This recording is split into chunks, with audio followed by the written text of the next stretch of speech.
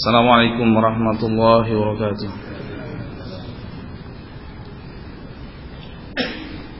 Innal hamdalillah nahmaduhu ta'ala wa nasta'inuhu wa nastaghfiruh wa na'udzu billahi min shururi anfusina wa min sayyiati a'malina. May yahdihillahu fala mudilla lahu wa may yudlilhu fala hadiya lahu. Wa asyhadu an la ilaha illallah wahdahu la syarika lahu wa asyhadu anna Muhammadan abduhu wa rasuluhu la nabiyya ba'dah. Allahumma salli alaihi wa ala alihi wa ashabihi wa man tabi'ahum bi ihsan wa sallim tasliman mazida amma ba'd. Alhamdulillah, ikhwan fiddin wa akhwati fillah rahimanallahu wa iyyakum. Dengan taufik dari Allah Subhanahu wa taala semata, kembali kita dipertemukan di dalam majlis yang semoga Allah Subhanahu wa taala memuliakannya. Sebagaimana biasa, kita akan lanjutkan pembahasan kita dari kitab Bulughul Maram, yang mana kita sudah masuk ke hadis yang ke-140.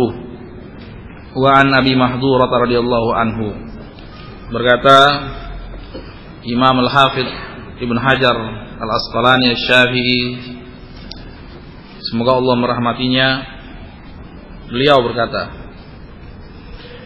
dari sahabat yang mulia Abu Mahdhurah, semoga Allah meridhoinya, bahwasanya Rasulullah SAW bersabda, awalul waqti ridwanullah wa awsatuhu rahmatullah wa akhiruhu afwullah.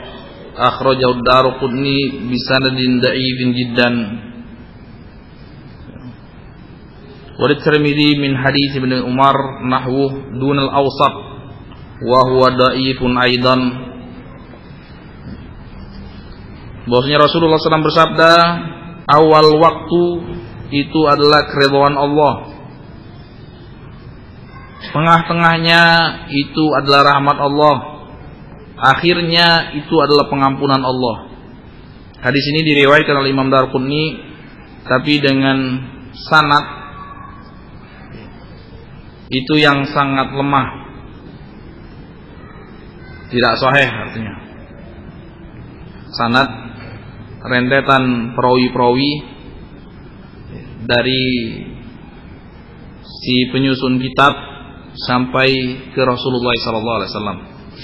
Di sini dari Imam Darqutni sampai ke Rasulullah SAW ada seorang rawi yang bernama Ya'qub bin Walid Al-Madani, itu kadzab, ya, pemalsu hadis, ya, ketahuan, sebagaimana dikatakan oleh Imam Yahya bin Ma'in dan ulama-ulama yang lainnya, Imam Ibnu Hibban, Imam Al-Baihaqi dan lain sebagainya. Ya'qub bin Walid Al-Madani, hadis diriwayatkan dari Tirmidzi yang semisalnya, akan tapi dhaif juga. Berarti hadis ini tidak boleh disandarkan kepada Rasulullah SAW. Ya. Hadis ini tidak boleh disandarkan kepada Rasulullah SAW, karena dikhawatirkan kita terancam ke dalam ancaman Rasulullah SAW, sebagaimana yang disebutkan dalam sebuah hadis yang masyhur, hadis yang paling mutawatir, hadis yang paling banyak diriwayatkan oleh para sahabat. Ratusan sahabat yang meriwayatkan hadis ini, sampai-sampai sebagian ulama menyampaikan sampai seperti itu. Rasulullah SAW bersabda, yang kurang lebih maknanya, banyak lafalnya, tapi maknanya sama, berbunyi,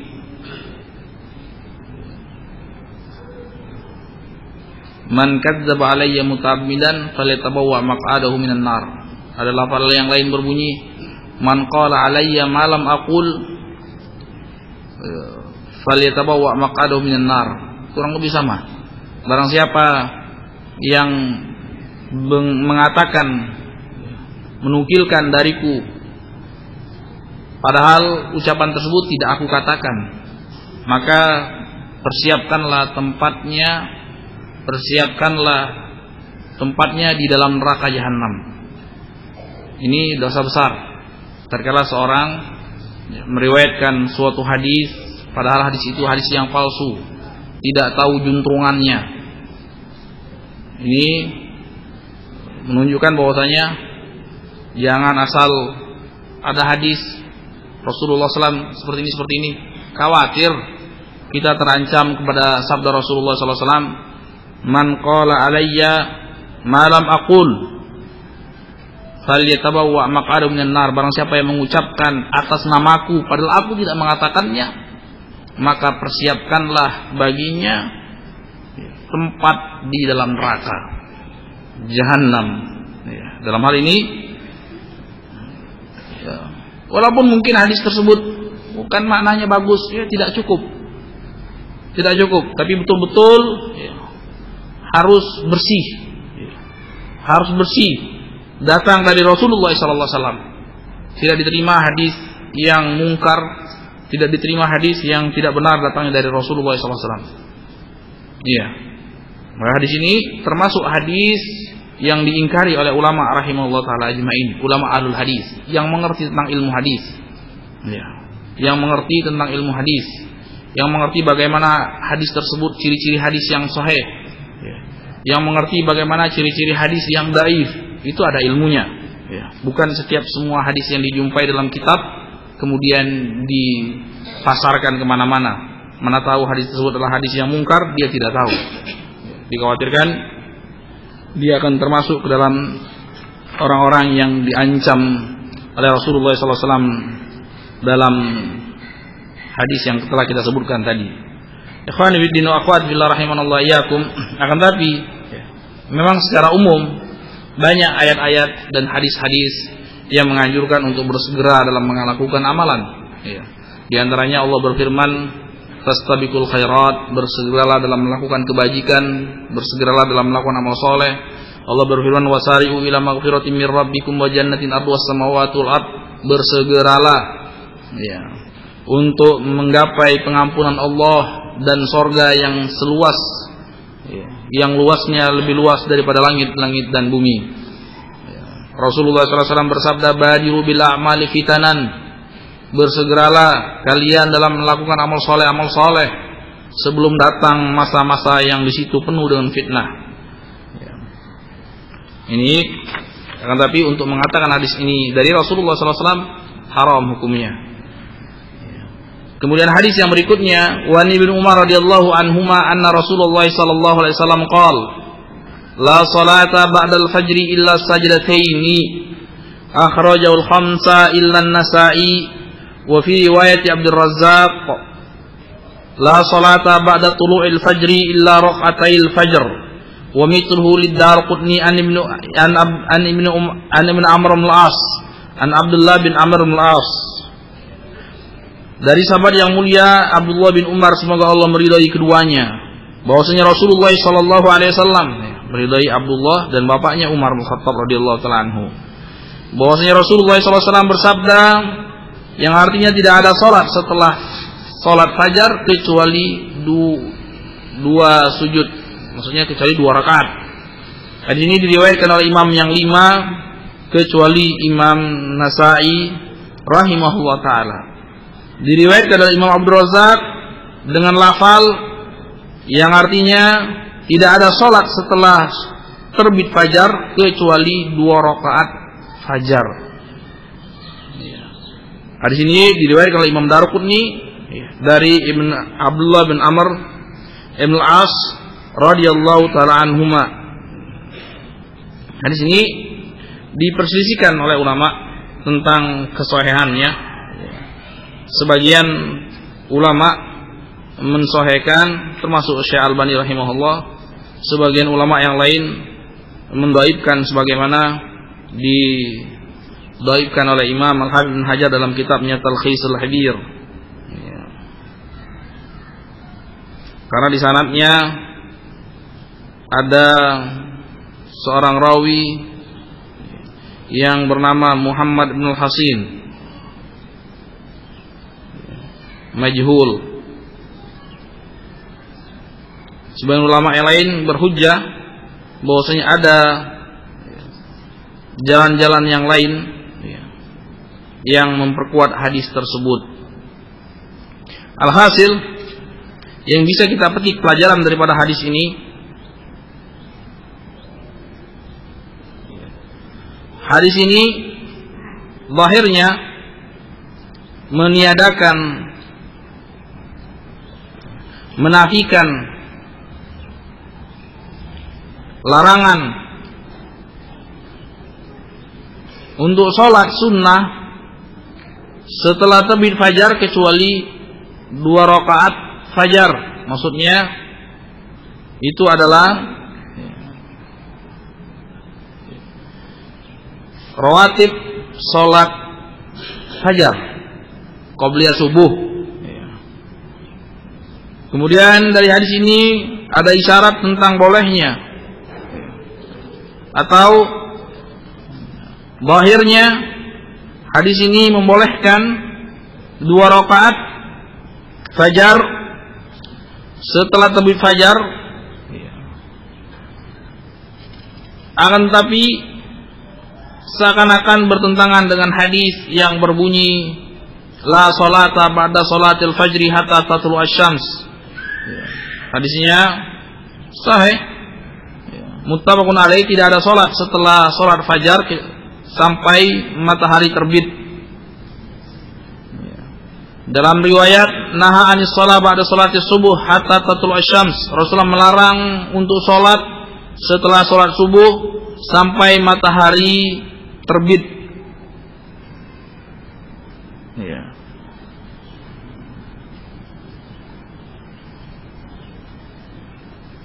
Jadi maksudnya bukan cuma sekedar ini menunjukkan hadis-hadis yang sahih. Hadis yang sahih tentang pelarangan 2 rakaat setelah fajar itu maksudnya bukan waktunya, tapi sholatnya.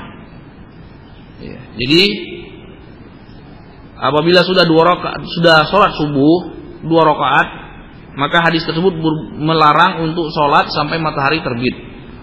Bukan sekedar terbit fajar, ya, karena itu justru waktunya. Justru itu waktunya. Ya. Ketika terbit fajar itu sunnahnya seorang muslim sholat qobliyah subuh atau sholat sunnah fajar, ya. Kemudian sholat subuh setelah itu. Ya, sholat subuh setelah itu. Ya. Dikatakan oleh Syekh Bassam rahimahullah ta'ala rahmatan wasi'ah, ya, ada kemungkinan bahwasanya Al-Hafidz Ibnu Hajar memasukkan hadis ini li bayani jawazi qada'i raq'atil fajr ba'da ada'i fardhiha fi waqtin nahi.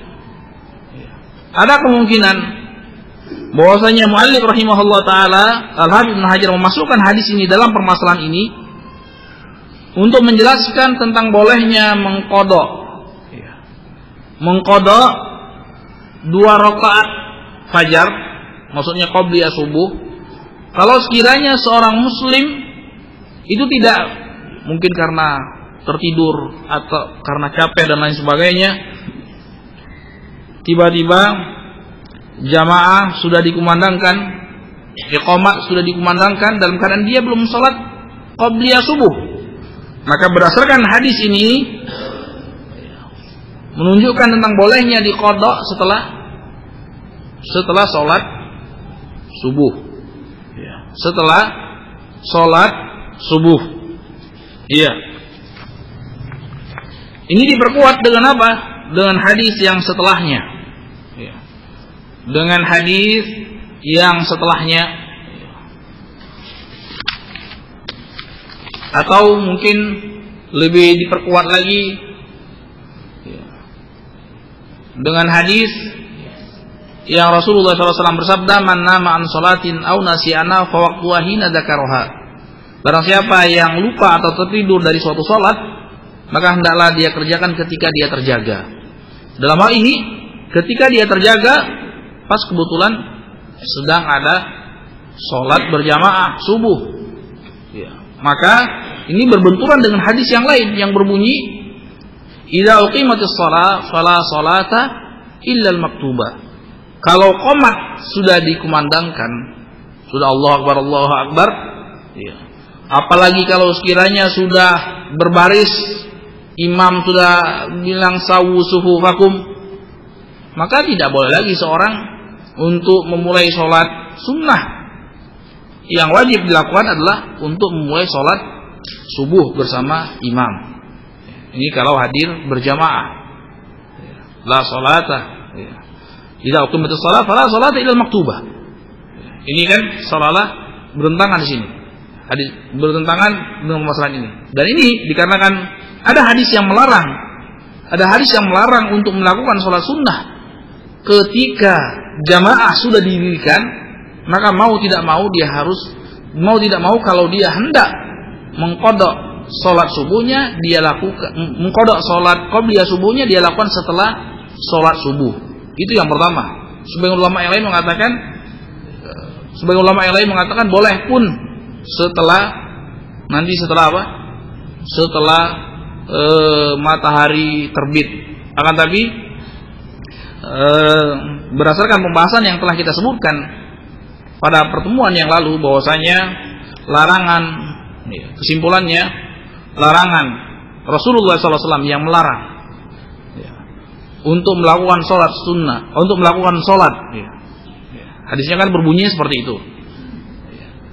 La sholata ba'da subhi hatta tatlu asy-syams. Tidak ada sholat setelah sholat subuh sampai matahari terbit. Wala sholata ba'dal asr hatta taghrub asy-syams. Dan tidak ada sholat setelah sholat asar sampai terbenam matahari. Seolah-olah hadis ini umum sifatnya. Akan tapi pendapat yang benar berdasarkan dalil-dalil yang kuat menunjukkan bahwasanya ada sebagian sholat-sholat yang justru dibolehkan. Di antaranya ada yang dengan kesepakatan para ulama untuk dilakukan walaupun di waktu yang terlarang tersebut, walaupun sudah sholat asar, walaupun sudah sholat subuh, dalam keadaan matahari belum terbit, dalam keadaan matahari belum terbenam. Siapa yang masih ingat? Ada dalil? Siapa? Ya. Apa misalnya? Lupa. Apa sebabnya? Kelupaan. Misalnya?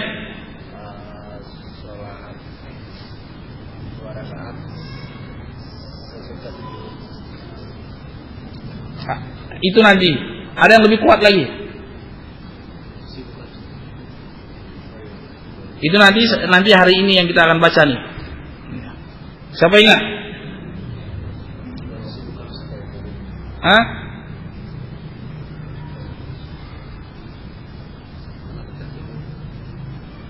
Seperti apa realnya? Misalnya dia duduk dari jam 12 sampai jam 3, ternyata dia tidak sholat asar, lalu dia bisa memulai sholat zuhurnya tersebut. Kurang tepat atau lebih tepatnya salah. Ada temannya? Kelupaan. Bukan kalau tertidur. Ya. Jadi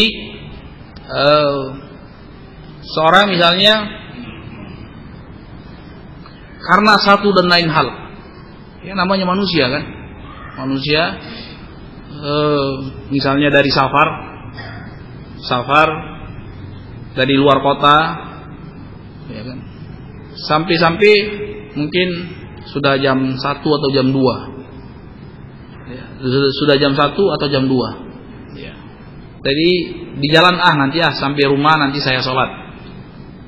Sampai rumah nanti saya sholat zuhur. Ada kesibukan, lupa. Tiba-tiba sudah dengar azan asar, masih belum ngeh. Kalau dia belum sholat zuhur, ya sudah datang ke masjid, ya udah asik sholat asar. Salat asar, Assalamualaikum warahmatullah, Assalamualaikum warahmatullah. La ilaha illallah, belum salat zuhur. Iya, belum salat zuhur. Maka ini Rasulullah SAW bersabda, man nama an salatin aw nasiya anha fa waqtuha hina dzakaraha. Iya, barang siapa dalam hal ini dia tertidur atau terlupa, dalam hal ini terlupa dia, ya kan? Terlupa baru ingat setelah asar. Maka dengan kesepakatan para ulama, dia harus mengerjakannya ketika apa? Ketika itu juga, walaupun di waktu yang terlarang. Ya, ini dengan kesepakatan para ulama. Tidak ada ulama yang berpendapat selain daripada ini. Ya, tidak ada ulama yang mengatakan, wah sholat zuhurnya gugur. Enggak, tidak ada. Karena waktunya ketika dia ingat itu, walaupun di waktu yang terlarang. Lihat, berarti hadis yang berbunyi tidak ada sholat setelah sholat asar itu ada yang dimaukan secara khusus, bukan secara umum. Ya kan? Paham ini? Iya. Adapun kalau kasus yang disebutkan tadi itu beda. Jadi orang yang tertidur, misalnya tidur dari sebelum zuhur, terlalu capek, keasikan tidur sampai baru terbangun sudah azan asar. Iya, sudah azan asar. Dia jangan sholat asar. Dia harus sholat subuh, sholat apa? Sholat zuhur dulu.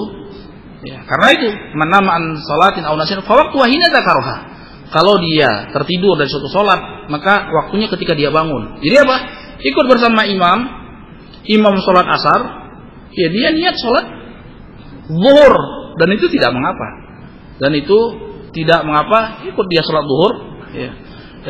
Imamnya sholat asar, dan gerakannya jangan tampil beda dengan gerakan imam. Ya, ikut dia. Ya. Sorry, ya. Jadi jangan diakhirkan zuhurnya setelah asar, salah.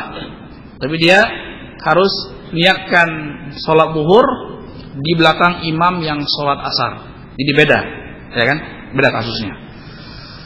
Nah ini yang paling jelas menunjukkan bahwasanya hadis yang melarang sholat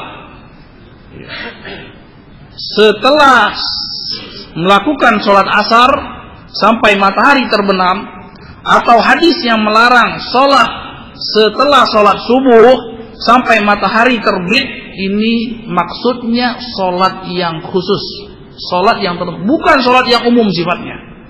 Karena ada sebagian sholat yang ulama sepakat berdasarkan hadis tadi dan yang lainnya, bahwasanya sebagian sholat dibolehkan untuk dilakukan di waktu yang terlarang setelah sholat asar sampai matahari terbenam, di antaranya hadis yang tadi, ya kan? Ini dan hadis yang sekarang yang disebutkan oleh Abu Bakar tadi. Hadis yang sekarang, hadis yang ke-142, An Ummi Salamah radhiyallahu anha qalat shalla Rasulullah sallallahu alaihi wasallam al-'asr thumma dakhala baiti fa shalla rak'ataini fa sa'altu fa qala shughiltu an rak'ataini ba'da adh-dhuhr fa shallaituhuma al-an fa qultu afanaqdihuma idza fatata qala la. Wa li Abi Daud an Aisyah radhiyallahu anha bima'na.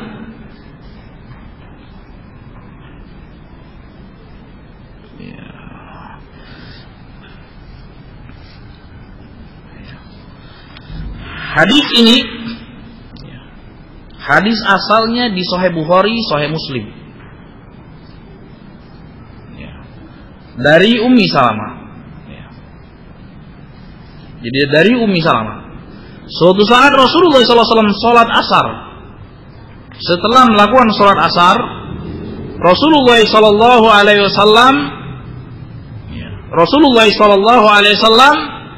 masuk ke rumahku. Kemudian dia sholat 2 rakaat. Kan perlu dipertanyakan, bukankah ada hadis yang melarang untuk sholat setelah sholat asar sampai matahari terbenam? Maka dijawab oleh Rasulullah SAW, Sughiltu an raka'ataini ba'da dhuhur fa shallaitu mal'an. Aku tersibukkan. Ya, tersibukkan dengan urusan yang sangat penting. Dari 2 rakaat ba'diyah zuhur dan aku baru bisa sekarang sholatnya. Lihat, 2 rakaat ba'diyah zuhur. 2 rakaat ba'diyah zuhur tidak sempat dilakukan oleh Rasulullah SAW karena perkara yang emergensi, yang darurat, sehingga Rasulullah SAW akhirkan setelah selesai sholat asar. Ya, sampai di sini hadisnya muttafaqun alaih, disepakati oleh Imam Bukhari dan Imam Muslim. Sampai di sini tak. Adapun tambahan yang berbunyi afanaqdihi ma idza fatata, qala la. Apakah kita qada kalau tertinggal? Maka Rasulullah menjawab tidak. Ini hadis ini bukan di Sahih Bukhari, Sahih Muslim. Ya. Hadis ini tambahan apa kita qada kalau terlewatkan, ini hadis yang tambahannya ini tidak sahih. Sebagaimana didhaifkan oleh Imam Al-Baihaqi rahimahullah taala dan Al-Hafidz Ibnu Hajar di dalam Syarah Bukhari. Ya. Baik, walaupun sebagian ulama mensahihkan, tapi yang benar bahwasanya ziyadah yang ini adalah ziyadah yang dhaifah. Ya. Tambahan yang tidak sahih. Ini sebagai faedah bahwasanya ya siapa yang paham alhamdulillah, yang enggak paham juga enggak apa-apa. Ya. Ini lebih spesifik kepada ilmu usulul hadis. Jadi kalau hadis asalnya, asal hadis itu di Sahih Bukhari, Sahih Muslim, ya. Kemudian ada tambahan di luar Sahih Bukhari, jadi asalnya itu sama. Kemudian di luar Sahih Bukhari ada tambahan sedikit-sedikit. Di luar Sahih Muslim, Sahih Bukhari ada tambahan sedikit-sedikit, maka itu perlu diperiksa dengan hati-hati. Ya, perlu diperiksa dengan hati-hati. Ya. Perlu diperiksa dengan hati-hati. Karena apa? Karena asalnya di Sahih Bukhari, Sahih Muslim. Maka tatkala Imam Bukhari dan Muslim yang sepakat tentang kesahihan hadis tersebut meninggalkan tambahan tersebut, berarti itu perlu dipertanyakan. Kita tidak mengatakan dhaif secara mutlak, ya. Apalagi mengatakan sahih secara mutlak. Dan ini perlu diperlihatkan, hati-hati. Maka ternyata seringkali kita jumpai dalam kasus-kasus seperti itu, hadis yang asalnya di Sahih Bukhari, Sahih Muslim, kemudian ada tambahan di kharij sahih, maka perlu ta'anni, hati-hati. Jangan-jangan riwayatnya riwayat yang mungkar atau syadzah. Dan betul, ternyata riwayatnya riwayat yang mungkar atau syadzah. Ya, bukan sekarang tempat yang pas untuk kita jelaskan ada mukhalafat di situ. Ya. Ya. Ya. Hadis ini menunjukkan bahwasanya Rasulullah SAW suatu saat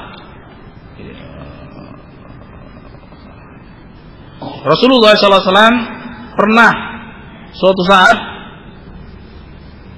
mengqada 2 rakaat setelah zuhur, 2 rakaat ba'diyah zuhur, itu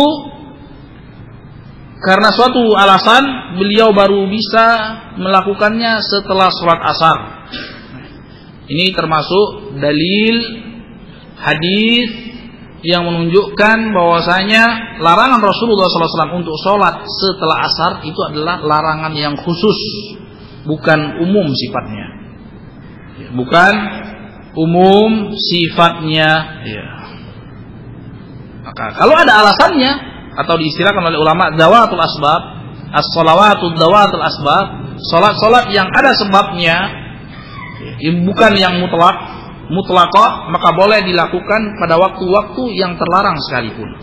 Karena tidak ada bentuk penyerupaan dengan orang-orang musyrikin. Karena larangan, salah satu hikmah dilarang salat setelah salat subuh sampai matahari terbit, itu menyerupai perbuatan musyrikin. Demikian juga setelah asar sampai matahari terbenam. Ya, tapi kalau ada sebab, maka tidak ada bentuk keserupaan. Kenapa kalian lakukan misalnya salat subuh, salat qobliyah subuh setelah salat subuh? Ya. Ya, karena ada syariatnya seperti itu. Ya. Dan orang-orang musyrikin itu sekedar sujud bukan karena demi melaksanakan 2 rakaat qobliyah zuhur, bukan. 2 rakaat qobliyah subuh, bukan. Jadi sini selamat daripada musyabahah bil musyrikin, menyerupai orang-orang musyrikin.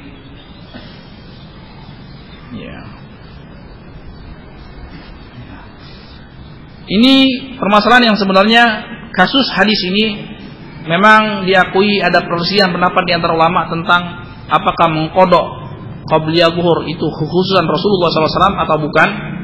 Pendapat yang benar bahwasanya itu bukan, itu umum sifatnya untuk Rasulullah dan untuk umatnya. Ya, karena tambahan yang mengatakan la afanaqlihi ma idza fatata tidak sahih. Ya, ini pendapat yang lebih tepat, yaitu kalau alasannya sama seperti alasan Rasulullah SAW, ya, dia tertinggal daripada qabli ba'diyah subuh, ba'diyah zuhur, baru bisa dilakukan, ya, baru bisa dilakukan ba'da asar, maka boleh. Akan tapi orang yang dengan sengaja menelantarkan ba'diyah zuhur baru dia mau lakukan setelah asar, ini tidak boleh, karena ilahnya berbeda, alasannya berbeda. Kalau alasannya sama sebagaimana yang termaksud di dalam hadis ini, maka itu boleh. Maka hal tersebut dibolehkan. Masih banyak lagi. Ya, sudah kita sebutkan banyak hadis yang menunjukkan bahwasanya larangan sholat setelah sholat subuh sampai matahari terbit, atau larangan sholat larangan sholat setelah sholat asar sampai matahari terbenam. Ini maksudnya sholat yang mutlaqah. Sholat yang mutlaqah, tapi yang ada sebabnya tidak mengapa. Ya, sholat sunnah mutlaqah itu sholat ya orang pengen sholat, ya, pengen sholat 2 rakaat, ya, boleh orang sholat 2 rakaat. Ya. Ya. Misalnya sekarang sholat duha sudah, ya, pengen sholat lagi. Bukan juga sholat taharatul wudu, bukan sholat setelah selesai berwudu, ada juga itu sebabnya. Tapi ini pengen sholat aja boleh. Ya. Misalnya dia ba'diyah zuhur dia sudah 2 rakaat, kemudian ya tanpa angin, tanpa hujan, tanpa sebab dia sholat, itu namanya sholat sunnah mutlaqah. Nah, sholat yang seperti ini tidak boleh dilakukan setelah asar sampai matahari terbenam, setelah subuh sampai matahari terbit. Berarti kita pahami bahwasanya larangan tersebut adalah larangan yang khusus. Kenapa? Karena ada dalil-dalil yang lain, dalil-dalil yang lain yang sahih yang menunjukkan bahwasanya Rasulullah SAW membolehkan sholat dilakukan di waktu yang terlarang setelah subuh atau setelah asar sampai matahari terbenam atau terbit. Itu sebagiannya boleh. Ya. Dan ulama punya kaidah al-am idza dakhalahu at-takhsis da'ufa umumuhu. Ya, apa itu artinya? Ya. Hadis yang umum, nas yang umum, kalau kemasukan hadis yang khusus, kalau dikhususkan sebagiannya maka umumnya menjadi lemah. Nyambung? Ya nggak paham, nggak apa-apa, bonus saja nih. Ya. Tapi yang jelas seperti itu. Kesimpulannya seperti itu.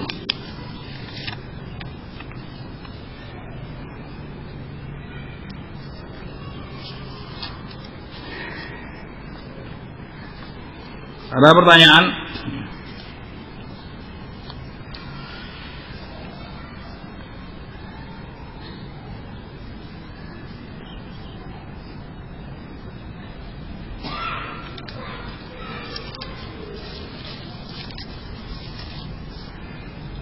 Pernah dalam beberapa kesempatan kami terlewatkan bangun malam untuk tahajud, terbangun saat mendengar azan subuh. Setelah saya berjamaah subuh di rumah saya kerjakan sunat tahajud dan witir dan sunat qabliyah subuh. Ya. Bolehkah hal itu? Boleh. Ya, boleh. Ya. Pernah Rasulullah melakukan ketika matahari sudah terbit. Jadi Rasulullah SAW itu kalau tertidur, karena namanya Rasulullah SAW tetap manusia, capek tertidur.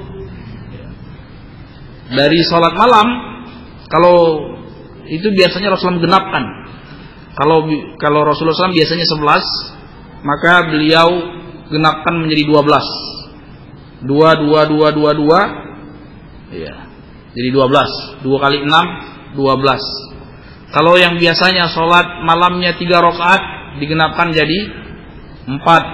Kalau yang biasanya sholat malamnya 5 rakaat, 2, 3 jadi 6, 2, kayak gitulah. Ya, ini ketika siang hari.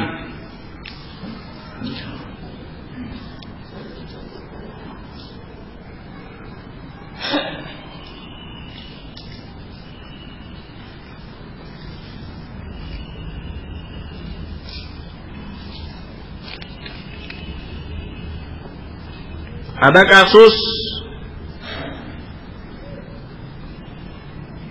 wanita yang keguguran dalam rentang waktu kurang dari 120 hari, maksudnya kehamilannya,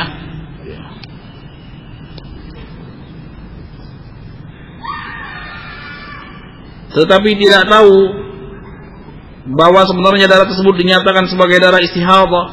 Enggak. Tidak benar ini. Salah paham ini. Bukan darah nifas, itu darah nifas. Ya, bukan darah istihadah. Salah paham. Dalam satu tanya jawab dinyatakan wajib qada salat. Mohon penjelasan yang sahih soal qada ini.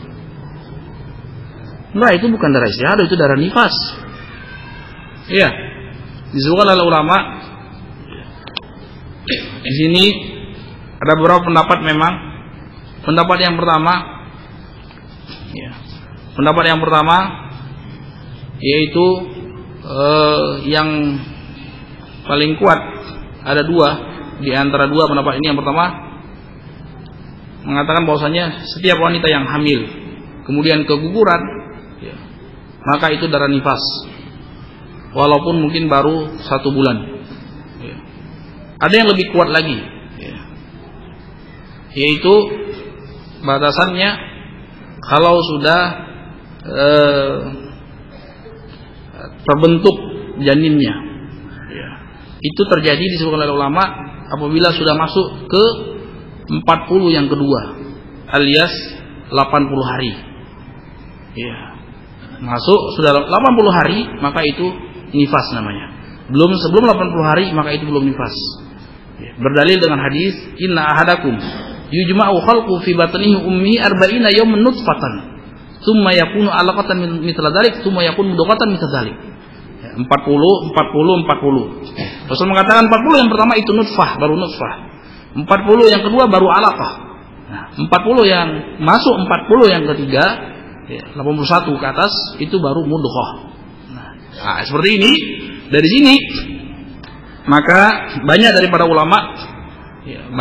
ulama yang mengatakan bahwasanya kalau sudah 80 ke atas maka itu baru nifas.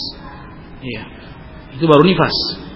Jadi jangan tersamarkan dengan maksudnya 120, ini salah ini. Ini 120 ini kaitannya dengan diakekahin atau tidak diakekahin. Itu maksudnya. Diberi nama atau tidak diberi nama itu kalau setelah 120 hari. Bukan kaitannya istihadah atau tidak istihadah. Itu kalau sudah lebih dari 80 hari, batasannya 80 hari.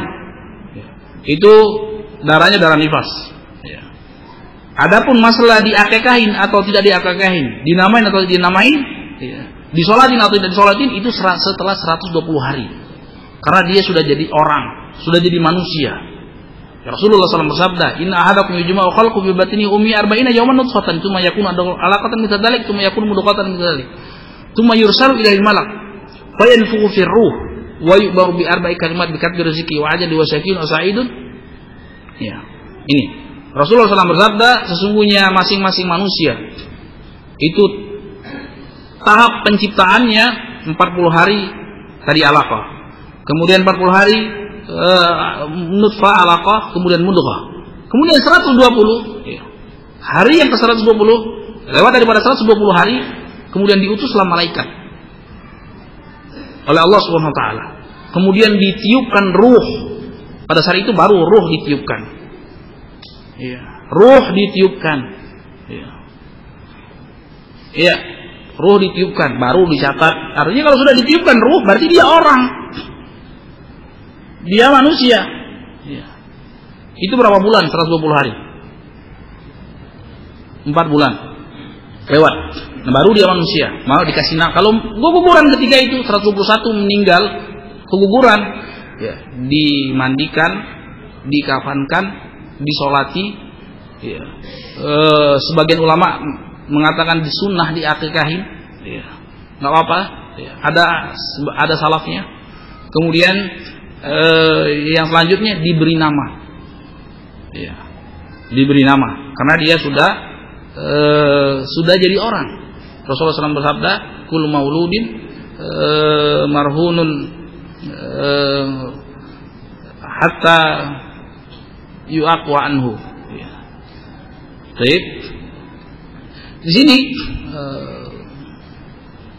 di sini menunjukkan hukumnya beda antara kasus darah tersebut dikatakan darah nifas, ataukah kasus apakah dia harus disolati, dinamain dan lain sebagainya, itu seperti itu.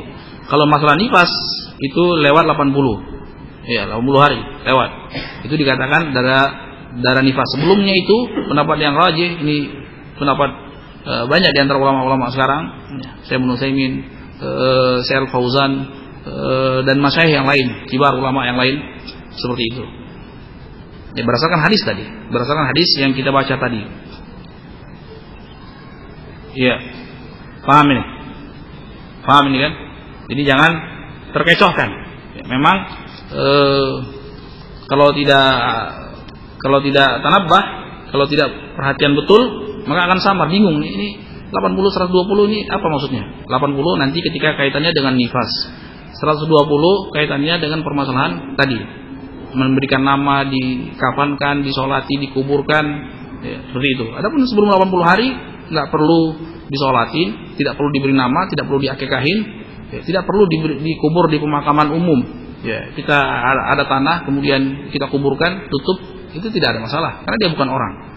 Masih belum manusia, ya, belum ditiupkan ruh.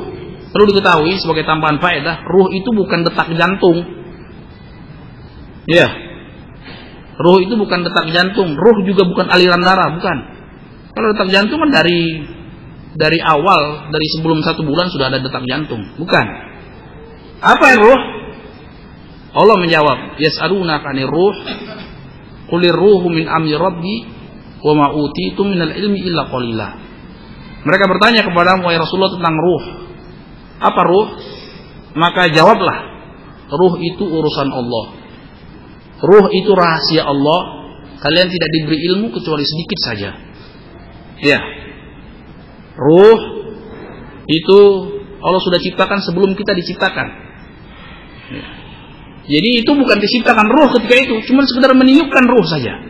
Malaikat itu cuma membantu meniupkan ruh. Ruh itu sebelum kita diciptakan dia sudah ada. Ya, ruh itu sudah ada. Ketika Allah Subhanahu wa taala mengambil dari punggung Nabiullah Adam alaihissalam. Jadi, itu rahasia ruh. Sampai sekarang belum ada orang yang bisa mendefinisikan ruh dengan tepat. Ya. Para uqala, ya, ahlul filsafat dan lain sebagainya itu berbeda pendapat tentang ruh. Hakikat ruh itu sebanyak kurang lebih 130 pendapat. Ada yang mengatakan ruh itu darah, ada yang mengatakan ruh itu detak jantung, ada yang mengatakan ruh itu nafas. Bayangkan sampai 130 coba. Pendapat yang mana harus dipegang? Ya, sama-sama berakal mereka. Ya. Pendapat yang dipegang adalah tadi, qulir ruhu min amri rabbi. Selesai. Mereka bertanya kepadamu tentang ruh ya Rasulullah. Ruh itu urusan Allah, rahasia Allah. Kalian tidak diberi ilmu kecuali sedikit. Artinya apa? Artinya tatkala seorang berbicara tentang ruh, padahal Allah sudah menutup pintu ini, berarti dia akan berbicara tanpa ilmu. Kalau berbicara tanpa ilmu apa? Ngawur namanya. Ya. Jadi perlu diketahui bahwasanya ruh itu bukan detak jantung. Sebagian orang terkecohkan. Ini sudah ada detak jantungnya, iya. Siapa bilang detak jantung itu ruh? Bukan. Ya. Ruh itu, ya, rahasia Allah Subhanahu wa taala. Ya. Baik. Mungkin kita coba sampai di sini dulu. karena katanya Ustaz Mubarak hafizahullah taala sudah sampai. Baik. Wassallallahu ala nabiyina Muhammad wa ala alihi wa ashabihi wasallam walhamdulillahi rabbil alamin. Subhanakallahumma hamdik asyhadu an la ilaha illa anta astaghfiruka wa atubu ilaik. Wassalamu alaikum warahmatullahi wabarakatuh.